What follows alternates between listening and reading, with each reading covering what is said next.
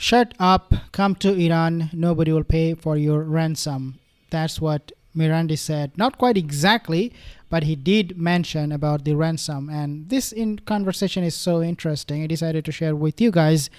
But before I move on, just to remind you, most of my viewers are not subscribed. Consider subscribing. Take a look at this particular conversation. Very, very viral, I would say, and make some judgment for yourself. I mean, let me ask you this. We've just seen a massive uprising in Syria that has deposed one of the longer lasting dictators in the region. Are you not concerned that the same may happen in Iran? That the people of Iran may look at what happened in Syria, saw how easy it turned out to be to actually take down a regime that they hated. And that okay, so his question is absolutely 100% wrong. What Piers Morgan tried to peddle, obvious lie, is absolutely 100% wrong. The way he framed it, it has so much lies. Number one, very obvious lie. It was not a massive uprising in Syria. In fact, only a handful of those rebels or those people who overthrew Assad regime, they took part in this. No massive uprising. There was no Syrian people coming from all across the city of Syria, towns and villages. It was just a handful of them who marched on to first Homs, then first Aleppo, then Homs, and then to Damascus. What Piers Morgan is trying to make us believe is that this was somehow a massive uprising, and this is exactly that can happen to Iran, and this is what happens in the Middle East all the time when it is not the case, especially with Syria. It was not a massive uprising. It was, again, handful of people who marched to Damascus, and Assad, he left, he fled. That's all it happened. But he's trying to instill this fear into the hearts and minds of the Iranians, especially people like Professor Marandi, that, hey, what happened to Syria, remember, it is going to happen to you. How about that? Take a listen. they may decide to do exactly the same thing in Iran. Yes, two things. One is that what happened in Syria was as a result of the brutal sanctions and the US occupation and the theft of the country's oil and bringing the people to its knees. And then, you know that Jake Sullivan on February the 12th, 2012 said in Syria, Al-Qaeda is on our side. So as I said, as Professor Mearsheimer rightly said, the US used ISIS and Al-Qaeda operatives and won. Fine. We think that Al-Qaeda is worse than what Syria had before. But that aside, no, I don't think that Iran is under any threat. Iran has a high degree of legitimacy. And I would invite you to come to Iran. Why don't you just come to Iran? And then maybe you'll find out that we're not Mordor and you don't live in the Shire. And that and I promise you we won't take you hostage.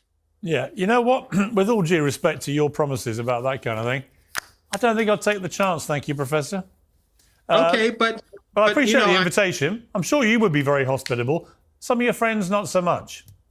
Well, I promise you that no one is going to pay your ransom, and I bet your producers would probably demand something to take you back. But in any case, the offer still stands.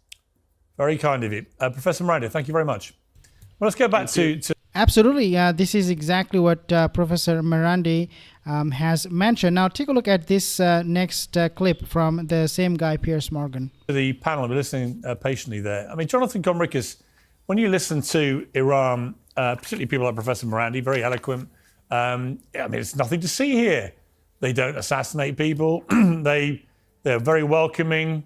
Don't know what the problem is. Your thoughts? Okay, so he's bringing in an Israeli, a Zionist, to explain what Iran is to the world. Like, is he crazy? Piers Morgan has lost his mind. He's asking a Zionist, of course he's going to say negative things about Iran. Of course he's going to be biased. Of course he's going to lie. I mean, for goodness sake, he lies about Gaza. He lies about his own country. The Zionists don't want to tell us anything about what is happening in for example, Jaffa, or what is happening with the Nevatim Air Base, or what is happening in Ben Gurion Airport, or what is happening in Lebanon. The casualties that they're taking. Piers Morgan believes that somehow these Zionists will be able to tell us what is happening in Iran with truthfulness. Unbelievable. This is, his selection of guests, that is so pathetic in of itself.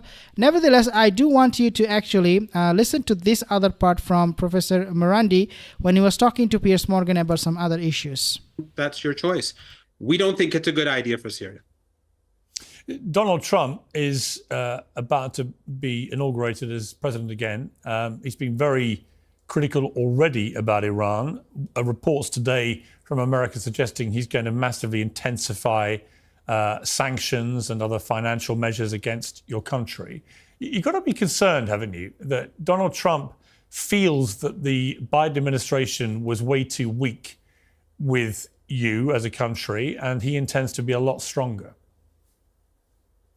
Well, the world has changed in the last 8 years, Piers, and Iran is much stronger. China, Russia, much more assertive. The global South is different, and the United States has many challenges. It would be smart for the new president-elect to rethink his policies. I saw a Wall Street Journal article which said that people around Trump are thinking about strikes on Iran. That would be catastrophic for the world.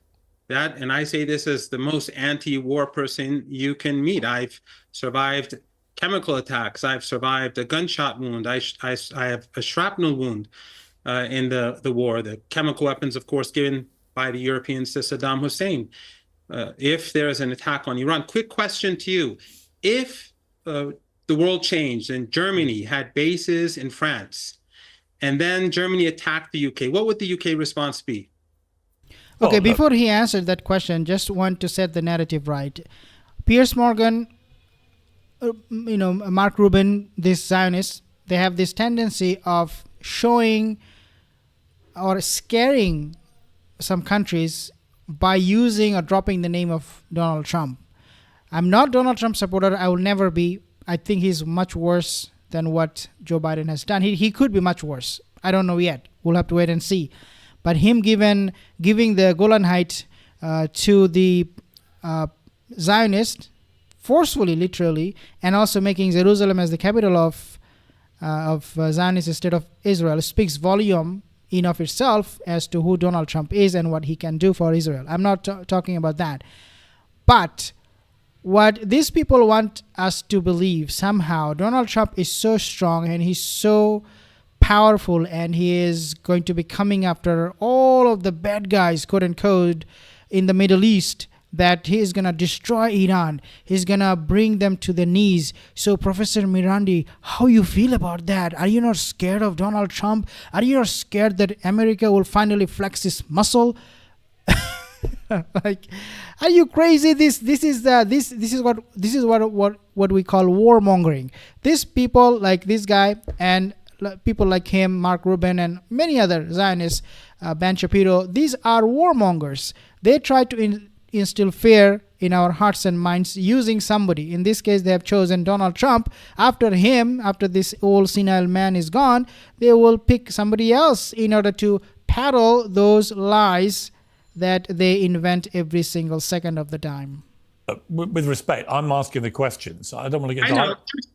No, I'm not going to get into your normal. You often do is you turn it onto questioning me, but I'm questioning you because you're the professor from Iran. So I don't want to get into hypotheticals about what may or may not. So he did not even answer the question of Professor Marandi. He doesn't even have the gut. He doesn't even have the ball to actually answer what will happen. As Marandi asked him, what will happen if Germany or France has Germany's airbase in Europe? What would you do? No, I don't want to talk about those hypothetical things. Well, United States going into Iran, destroying everything that Iran has, all the military power, and bringing them to their knees is also very, very hypothetical, because practically that is not possible unless obviously you want to see World War III, in which case US will not exist either. But Piers Morgan, I will ask you a hypothetical question, but don't ask me those questions about Europe. Oh my God, our Europe is protected. America is protected. That is strong. be happening. I'd rather focus on what is. I would imagine. No, but hang on. I mean, I could give you another analogy and say, well, if I was in the UK and we had terror groups in France and Germany and Spain and Belgium, all constantly raining rockets and trying to attack us all the time, what would my response be to that if I knew that it was another country that was promoting and sponsoring it all? So we can all get into hypotheticals. I don't think it's very helpful. Exactly. I think what's more pertinent, if you don't mind me saying, Professor, is just your. Piers Morgan is not even hypothetical. He's a liar. He invents lies. Just like he said, there was a massive uprising in Syria. No, it was not the Syrian people who, got rid of Bashar al-Assad. It was those rebels, those fighters who marched to Damascus. A suggestion, which has been repeated by the Ayatollah Khomeini, that Iran is strong and powerful, will become even stronger. Nobody else is seeing it like that. And they're certainly seeing what's happened in Syria and the deposing of a dictator in Assad and the way that Russia just basically keeled over and then fled with him in tow, that this is a sign that actually there is a shifting power in the Middle East, but it's not in the favor of Iran at all. In fact, quite the opposite. Well, I tend to think that people in the region and the world have recognized what is happening in Palestine, and that those who are carrying out this genocide have been exposed to the world. And I think that is the most damaging thing to the West that supported this genocide. But to go back to what I was saying, the Iranian response would be what the UK response would have been. And that would lead to regional war. And because the United States has bases across our region, across the Persian Gulf, and all these small countries and that produce oil and gas. So a regional war in the Persian Gulf would lead to oil and a crisis in the oil market. It would bring down the region, but it would bring down the global economy. And that would cause massive upheaval across the world. And the refugee crisis as a result of Iraq and Syria and Libya. And by the way, these were wars that were advocated not by Netanyahu. That refugee crisis would be nothing compared to what we would have if we had such a catastrophic war. So my advice to you is to stand up against these sort of threats to war. I remember the false flag operations of past. I remember in 1991, in Kuwait when they spoke about the incubators, or in 2002 when they spoke about Al-Qaeda in Iraq and chemical weapons, or in the Viagra in Libya, or the beheadings and the rape in Gaza, the fake beheadings. All of these were to justify war and genocide. And now they're talking about Trump being assassinated by Iran. What nonsense. They themselves assassinated Trump. And I promise you that if Trump is assassinated, they'll pin it on Iran, but they're the ones who are going to do it. All Trump supporters should know this. Iran has nothing to do with assassination. And now we hear... Oh, please, come off it. Professor, come on. Now we hear about... How did you say that with a straight face? Seriously. Well, I mean, why not? Who is doing all of these assassinations around the world? It is not Iran. It is the Zionists. It is the Israeli state, the fake state of Israel. They're killing all the leaders with deception, not with bravery, not with war, not with fight, but with deceptions. Piers Morgan, I mean, come on, man, just open your eyes. You do not even have to do any research or study. It's not rocket science to know who are the terrorists of the world, who are assassinating other countries, their leadership, and innocent people, who are terrorizing those innocent civilians. Iran has never had anything to do with assassination. Do me a favor. No, Iran. Look at the accusations made against the Iran. Iranian regime has never ever killed anyone. I'm talking about Trump. Okay, that is a nonsense, stupid question. Never ever a country never ever assassinated. Like, come on. Like, are you guys saints in the West? Is there any country in the world that has never assassinated a leader, a foreign leader, or tried to do so? Oh my God. Piers Morgan, the West is not Mother Teresa. You guys are not saints. Every country we know, they have blood on their hand in some way, shape, or form. Every single country. I mean, United States, they don't even hide it. They make it public. Their boastful about it. They brag about it. That yes, we went into Afghanistan. Yes, we went into Iraq. There is no accountability. Nothing. They have openly admitted killing of so many civilians. And Donald Trump himself said in an interview, "We are not so innocent. Take the oil, plunder, loot other countries." This is the norm of these Western countries, a lot of them, unfortunately. And Piers Morgan is pushing Professor Marandi to admit that Iran never, as a country, ever tried to assassinate anybody. Well, of course they did, but it is way less than what the West did. Especially even if you compare the entire world and you compare that with what the evil that United States, European countries have committed, it is much lesser. Talking about one the person assassination. I'm talking about they tried to assassinate Trump twice, and now they're trying to say Iran wants to do it. Well, no.